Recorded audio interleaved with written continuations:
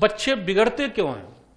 कभी कभी बच्चों के साथ गलत सलूक होता है, बुरा तौर तरीका इख्तियार किया जाता है। कुछ माँ बाप ऐसे हैं बच्चों पर बहुत सख्ती करते, हद से ज्यादा।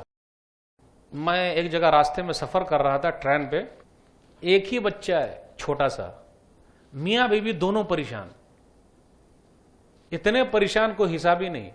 और बाप जो है अपनी ताकत का इस्तेमाल कर रहा है। अरे बच्चा है छोटा, अगर आज मस्ती नहीं करेगा तो कल करेगा क्या?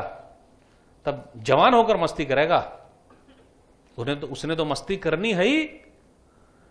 खामोश बैठा रहा, बैठ, और ले मार पीट।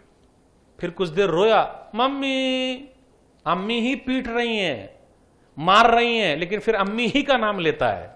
ताज्जुब की बात है। देखिए, अम्मी ही पीटती हैं, अम्मी ही मारती हैं लेता। कुछ माँ बाप ऐसे होते, बेटे ए पगला कहीं का, हरामी लफ्ज भी सिखाते, हरामी कहीं का, पागल कहीं का, शैतान कहीं का, जा तेरा जनाजा उठे। गुस्से में आके बोल तो गए, बच्चों के ऊपर बुरा असर हो रहा है, वो सब सीख रहे हैं वो कि ऐसे ही बात करने का।